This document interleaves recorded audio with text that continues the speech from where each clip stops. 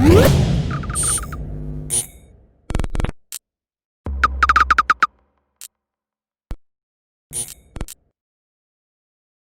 is Ryan Elliott for Boxing Social in association with Betfred. I'd like to be joined via Zoom by James Crunch Time Wilkins today, super featherweight contender. James, first and foremost, how are you, my friend?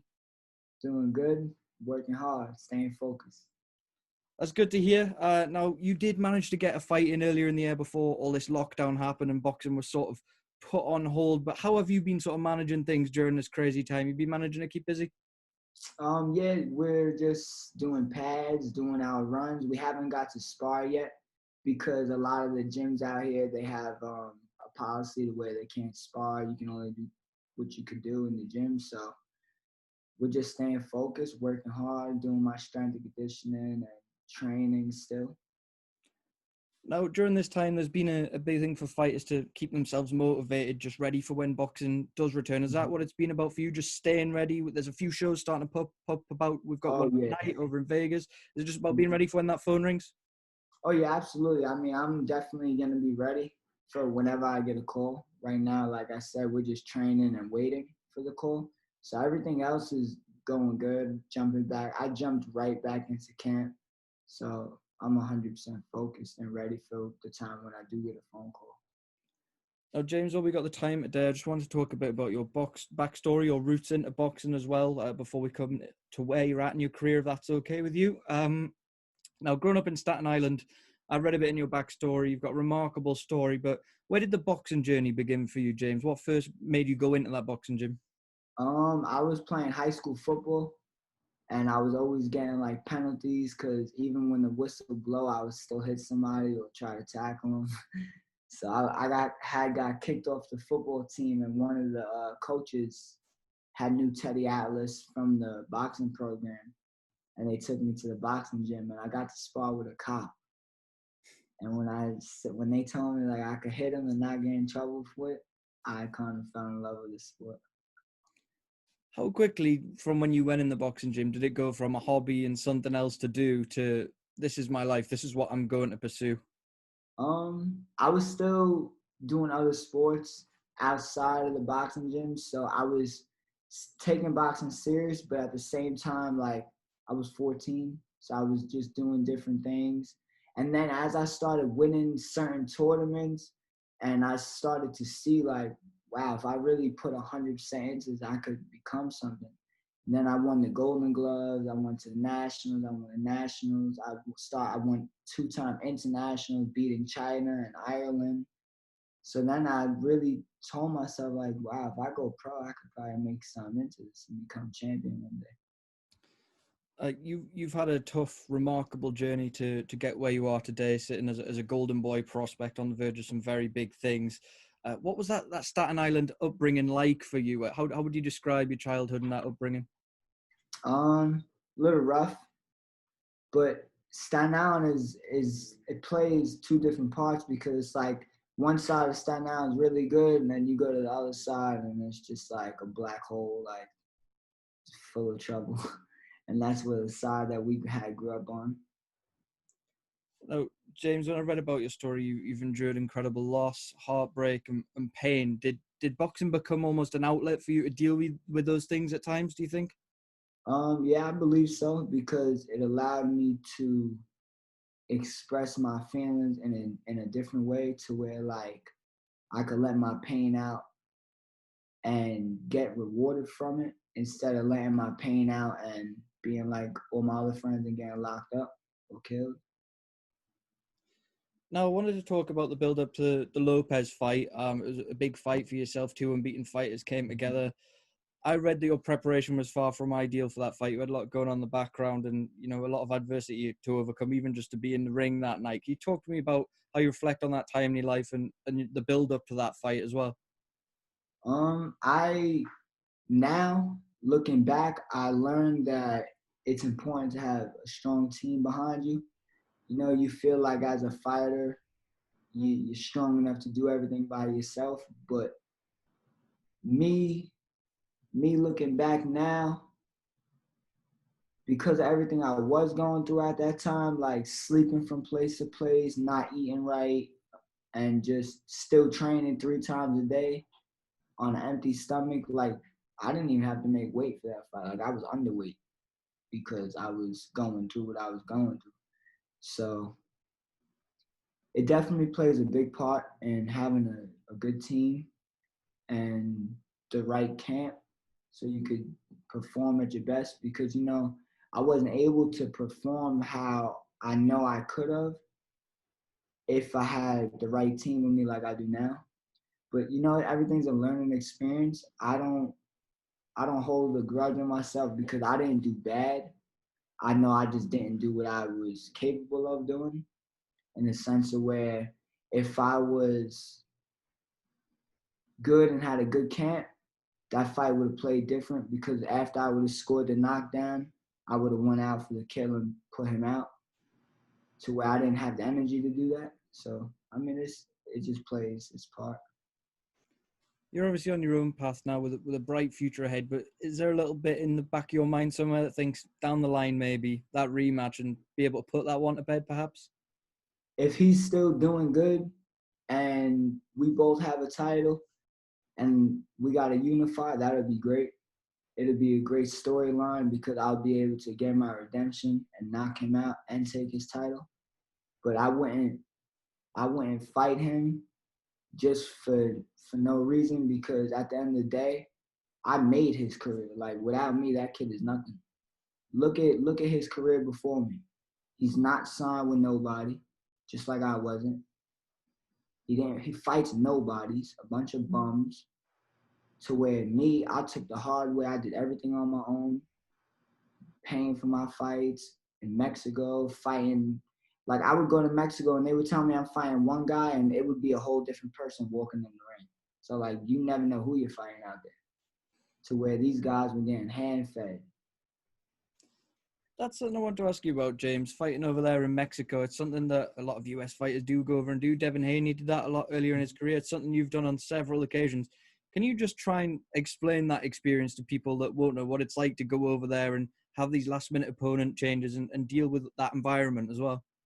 I feel like it's an amazing experience, because when you get to where I'm at now, being signed with Golden Boy and having a strong team behind you, you learn to appreciate where you were to where you're going, because now I understand. I went from hunting to, like, wanting to fight whoever I can to get signed, to now still wanting to fight for world titles and big name guys, because I'm still building my name. But you go from sitting outside the box to trying to get signed to now you have people doing the same thing you were doing, trying to take your spot. So since I've been there already, I know what I have to do to not go back and keep growing and winning.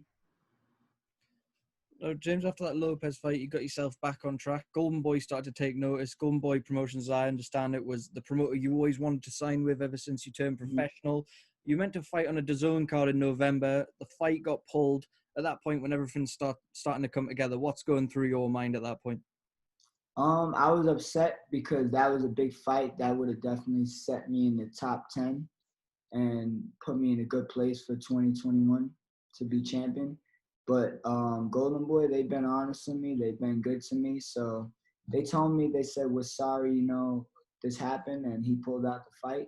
And that's not their fault. This is boxing. Stuff like that happens when people aren't disciplined. But it was good. It worked in a way to where Golden Boy had more time to put something together for me, better for my future, and they gave me a contract and a new fight date. So I got the best of both worlds. I got to sign and fight. As I said, you wanted to sign with Golden Boy when you turned pro. It's something you'd sort of dreamed of. I read when you signed with them that this was a dream move for you. When all that comes together, they stay true to their word. You sign with Golden Boy Promotions. You've got a date. What is that feeling like? Is it almost a relief after everything you've put into boxing? What is it? Yeah, it was cool. It was definitely a good relief. And I remember after my fight at the Alamodome, I showed Oscar a picture of me and him when I was like 16, 17. And I told him he was going to sign me that day, and he laughed at me. And when I showed him the picture, I told him he was going to sign me. He laughed and said, hey, you were right.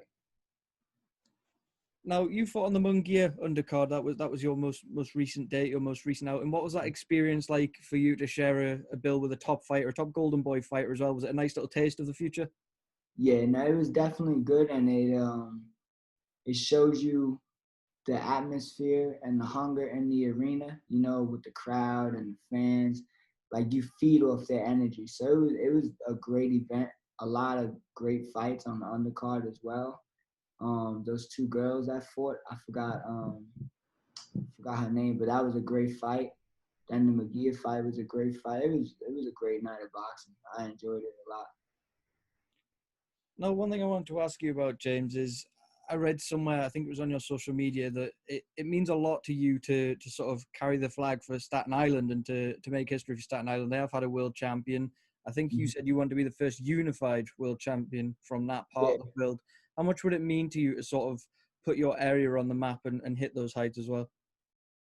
I know that with Golden Boy behind me, I'll be able to do it by 2021. By next year, I can do it. Become the second world champion and unify my division.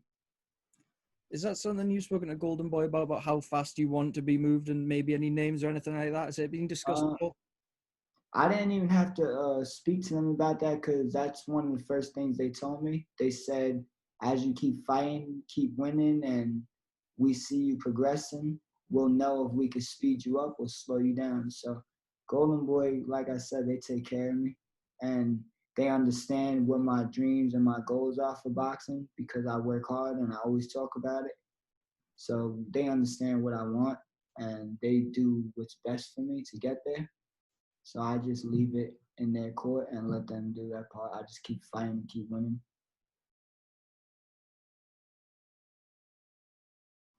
Absolutely. I feel like when the time is right with Golden Boy, when they feel like that's a good fight to make, we'll make it.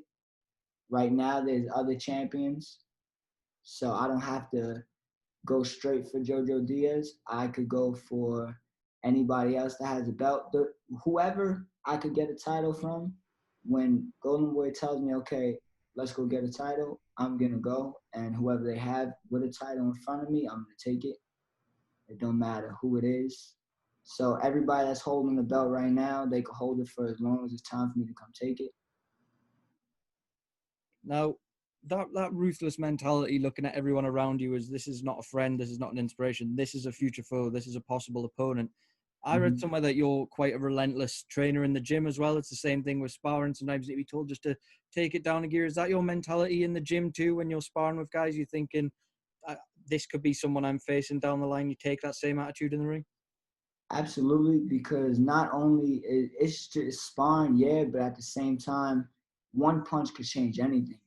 So you could accidentally get hit with a punch in sparring, and you could be set back, God forbid, for either a few weeks, a month, or you never know what could happen, you know? So I don't take boxing as a joke. I make sure that if I spar or whatever I do, I'm 100%. I that don't mean in sparring I'm gonna try to kill my sparring partners all the time, but I am gonna protect myself and do what I have to do to get out the ring safely. Do you think that relentless attitude, that winning attitude, stems from your environment and your sort of upbringing as well? That need to win and that need to succeed that you've got. Yeah, because it's the same thing as just being outside and at the wrong place in the wrong time. If you're not on point, something bad can happen to you. So if you're not on point in the ring, you could get hit the wrong way and something bad can happen. If you're outside and you're not on point, you can get shot and lose your life, like my brother did, quick in a second. Family's a big motivation for a lot of fighters. Some fighters, if they lose their father, that can provide a lot of motivation for them. Do you carry the name of your brother with you? Is that a big motivation for you to deliver for him as well? Yeah, absolutely, because we started boxing together, so we both had the same dreams and same goals. And he was a great fighter. I know he would have reached that potential to where he wanted to be. So I definitely, every time I fight and I win, I share his name in the light with me, so he wins with me. Now, one person I want to ask you about the influence of Roy Jones Jr. Roy Jones has been a big advocate of you. He speaks highly of you, I should say. Where did that come from? Where did you first meet Roy, and how does that influence sort of started? Right place, right time. I was in Madison Square Garden and I was supposed to fight that night. My opponent had pulled out and I didn't get to fight, and I sat in this lady's seat, and she happened to know Roy Jones Jr. And she asked me if I was signed, and I said no. And she knew a little bit about my story after I told her, and she told me that if Roy's interested to train me, she'll give him my number. And Roy had texted me the next day, and I was like, man, this ain't Roy Jones Jr. I was like, can I FaceTime you? And when I FaceTimed him, he was at the Saddam Ali Miguel Cotto fight in Madison Square Garden. What's that like for a kid to by chance get in contact with Roy Jones Jr., to not even believe it's him that's going to be at the other end of the phone? And then all of a sudden he's declaring interest in you. He's saying nice things about you to the media. What was that like for you? It was very humbling because, that's Roy Jones Jr. people look up to and they're inspired by. He's a 9-time world champion. He's a great man. But outside of boxing is where I learned most from him, by how he teaches or tries to teach me right from wrong, because sometimes I'm still young and hard-headed, but, so it was very humbling. How do you sum up the influence that he's had on you, and how often are you sort of still in contact with Roy? We speak almost every week or whatever. Right now he's in Pensacola. I'm usually in Pensacola, but now that I'm based out of Texas because I have a strong team out here, I train out here because Roy's always traveling and stuff. Roy still plays a huge part in my career, training me and helping me out with wisdom and guidance. So I still got my own bedroom out there in his house, so it's cool. That's great to hear. Now, when you started getting into boxing, I know you're fairly late starter in your teen years. When you started to pay a bit more attention to the sport in the amateur ranks and then turning professional, were there any fighters in particular that you looked at and took things from? Who did you like watching when you first started getting involved in the sport? Growing up, I watched a lot of Sweet Pea Whitaker because I thought it was funny how he would always do his little defense. Like, it looked like he was dancing, and it looked like he was just having fun playing with people. So I watched a lot of Sweet Pea Whitaker, Roy Jones Jr., of course, Oscar De La Hoya. And then when I met Roy introduced me to this old school fighter that I never knew of, Salvador Sanchez. He had passed away years ago, like in Roy's time. But he's a great fighter that was at the 130-pound division, 120-pound division. He defended his title 9 times in 2 years. Now, James, before I let you go, I just wanted to talk a bit more about your aims and your goals in the division. You seem in a good place to grow and to achieve with Golden Boy now and having dates lined up when this lockdown is over with. When you think about, I know you said you want to be unified champion by 2021. What is the ultimate goal for you when you visualize it? What do you see yourself achieving in boxing before you hang up the gloves in years to come? I could definitely see myself being a multiple-time division champion and being smart, making smart investments.